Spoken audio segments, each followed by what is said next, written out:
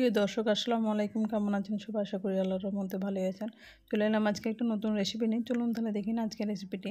আজকে বানিয়ে নেব বেসনের ফুলুরি বা বড়া, যেটাই বলুন না কেন।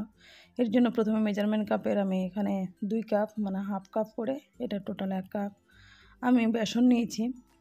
এখানে বেসনের মধ্যে দিয়ে দিচ্ছি লবণ, হলুদ গুঁড়ো, চাট মশলার গুঁড়ো, চিলি ফ্লেক্স। এখানে চাইলে আপনারা কাঁচা লঙ্কা বাটা কিংবা কাঁচা লঙ্কা গুঁড়ো কুচানো এটা ব্যবহার করতে পারেন। আমি এখানে দিয়ে দিলাম চিলি ফ্লেক্স, আর দিচ্ছি সামান্য পরিমাণে কাশ্মীরি লঙ্কার গুঁড়ো, হিং, রসুন আদা কুচানো। এখানে রসুন আদা বাটা ব্যবহার করতে পারেন, আমি কুচানোটা ব্যবহার করে নিচ্ছি। আর এখানে দিচ্ছি সাদা তিল, মৌরি, জোয়ান, কালো জিরে, এগুলো হালকা করে ভেজে নেওয়া আছে, সেগুলো আমি দিয়ে দিলাম। আর দিচ্ছি কাঁচা লঙ্কা কুচানো, এখানে আমি 2টো কাঁচা লঙ্কা কুচানো দিয়েছি। আর দিয়ে দিচ্ছি 2 চামচ মতো সাদা তেল, দিয়ে এটাকে ভালোভাবে মেখে নেব।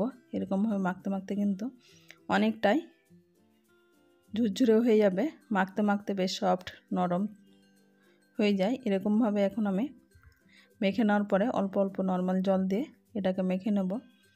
এখানে আমি প্রথমে 1 কাপ জল দিয়ে এটাকে মেখে নিলাম। এটা মাখতে মাখতে এখানে প্রথমে লিকুইড করার প্রয়োজন, এটা মাখতে মাখতে কিন্তু অনেকটাই লিকুইড হয়ে যাবে।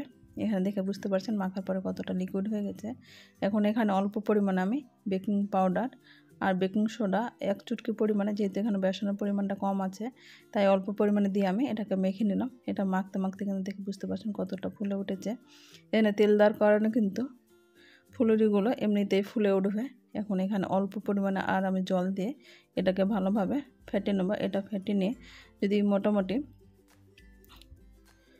রেস্টে রাখা যায়। এখন এখানে আমি একটা গ্লাস নিয়েছি, গ্লাসে দেখে জল নিয়েছি হাফ কাপ মতো। এখানে অল্প পরিমাণে দিয়ে বুঝতে পারলাম ব্যাটারটা কিন্তু উপর দিকে ফুলে আসছে, মানে তেলে দেওয়ার পরে কিন্তু এটা উপর দিকে সঙ্গে সঙ্গে ভেসে উঠবে। এটা পারফেক্ট চেক করার একটা টিপস। এরকমভাবে আমি চেক করে নিলাম গ্লাসের মধ্যে। এখন ওভেনে কড়াইতে আমি তেল দিয়ে, তেলটা গরম হয়ে গেছে। এখন এখানে আমি বড়া শেপ করে নিয়ে দিয়ে দেবো। এরকম মিডিয়াম ফ্লেম করে নিয়ে এখন আমি গোল্ডেন ব্রাউন কালার করে ভেজে উঠিয়ে নেব। ঢাকনার সাহায্যে একবার উঠিয়ে নিলাম। এবার তেলটা একটু গরম করে নিয়ে তারপরে আমি আবার একই রকমভাবে বড়াগুলো দিয়ে এরকমভাবে ভেজে নেব।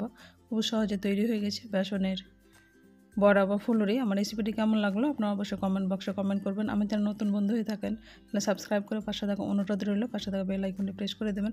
যখন কোনো ভিডিও আপলোড দেবো সর্বপ্রথম নোটিফিকেশনে পেয়ে